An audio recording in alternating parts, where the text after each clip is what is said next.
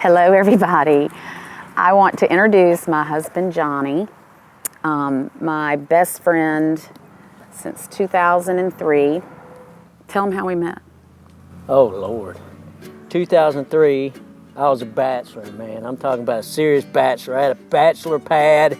Freaking me and the boys would be hanging out all the time. And then I was at one of our favorite restaurants in town here. Thursday night, we would all meet all of our friends there on Thursday night. And you went out every night? Yeah, pretty much. But this was a particular night. I met you for the first time that you do not remember. I met you, your sister, and one of y'all's friends. And I met you guys, and I said hey, and everybody, and this and that, chit-chat a little bit. I went back to the bar where all my buddies were, and I said, guys, between those three women, they have 8 kids. So that was the first time I met you. Do you remember that? No, I don't remember that. So the second time? And the second time we met, we were at the same restaurant. We kept bumping into each other. I was with my mom and dad on Mother's Day. See, and this is what happens. Remember that? Yeah. After church? Well, I vaguely remember that. But here's what happens, though. When you become a mother, the reason that you remember all this stuff is because when you become a mother, the details in life completely go away. Once you deliver a child, give it up. So it was Mother's Day, and I was at this restaurant with my parents after church. We went there, and I bumped into you again, which was the second time. You know, I bumped into you so many times, so finally I said, you know what? If you're interested in hanging out, whatever, just give me a call sometime. She was like, all right, fine. So she had a Nokia cell phone, dude. You remember Nokias? I don't think, that was your first cell phone ever, I think. And so I typed my number in her phone, put it in her contacts, and gave it back to her. I said, you know, if you're interested, just give me a call sometime. We can hang out, whatever, you know, doing the, you know, my, you know, pickup line or whatever. A couple weeks went by, I never heard from her. I'm like, oh, eh, whatever. And then I bumped into her at the same restaurant Thursday night, and she was on a date with some dude. So I'm sitting at, you remember that? So I'm sitting I'm sitting at. I was kissing frogs to try and find my prince. Yeah. That was horrible. I think you went to the bathroom or something, and you freaking scurried over there and tried to, and was telling me the story about this guy you had met. You didn't really like him. You were just trying to sort him out or whatever, and this and that. And I'm like, all right, you know, just listening patiently. And she's telling me the story about this dude. And I was like, yeah, I was waiting for your phone call and you never called me, well, you know, so if you want to hang out, just give me a shout. She was like, well, I don't know how to get in touch with you. I went, yeah, you do. My number is in your phone. She goes, I don't have any contacts in my phone. I was like, yeah, you do. Where's your little Nokia? She handed it to me and I went to her contacts. She had one contact in it, literally, and it was mine. Remember that? Well, yeah. I mean, yeah. So I said, call me, let's go out Saturday. She was like, all right, I will, I'll call you, this and that. And she had to scurry back because old boy came back from the bathroom to her table. Oh! And then she called me like on a... No, I called you the next day. No, the next day. And I said, I have got to figure this guy out. I got to stand you up. I'm like, whatever, just if you're interested, give me a shout. She was like, all right, Sunday. Let's go out on Sunday. Yes. I said, all right, so you're going to stand me up on Saturday, but we will go out on Sunday. All right, perfect. I rolled up into Davidson, real uppity little town.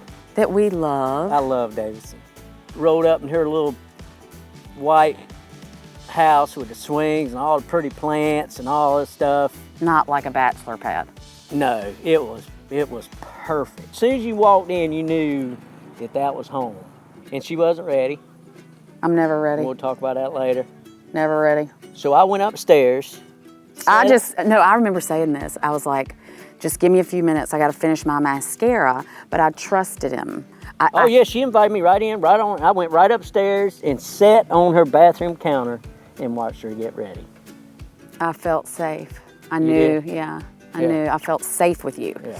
And I had been, you know, trying to go out on dates with whoever because I was a single mom, and immediately when I was with Johnny, I was at home. So she finished putting on her mascara.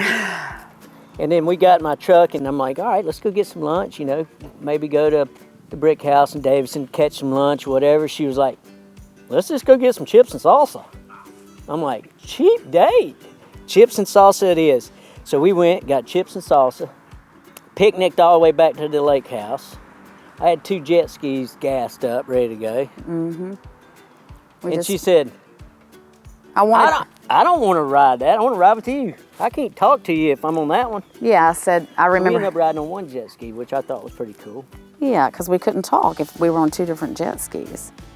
Yeah, that was fun, man. It was all good. What did you, because I know, I've already told everybody, what made me fall in love with you was I felt like I was at home. Yeah.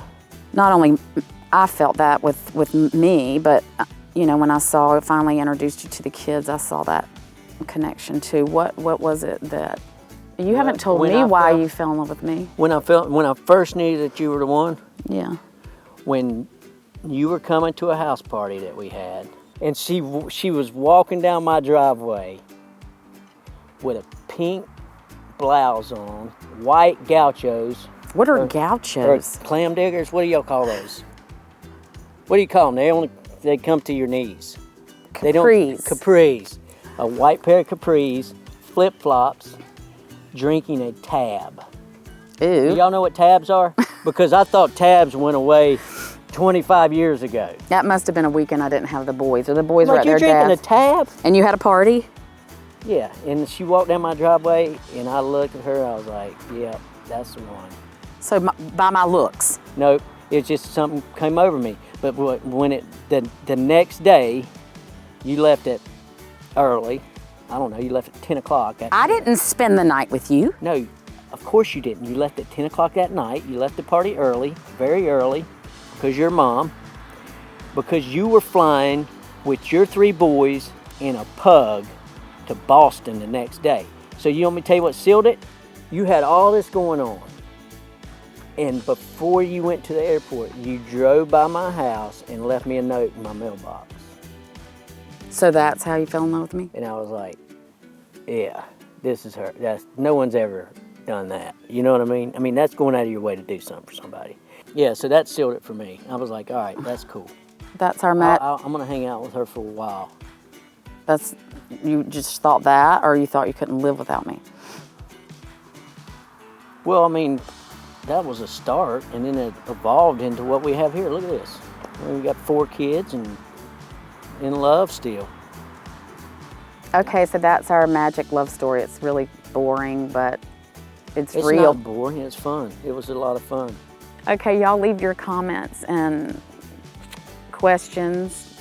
I'm sure you've got a lot for him. Yeah, I got some more stories to tell you about being a stepdaddy. Yeah. It ain't the easiest thing in the world to do. Yeah, that was But I wouldn't change it for nothing. What a journey. Wow. Yep. Okay, so we'll share more. Thanks, guys. Love y'all.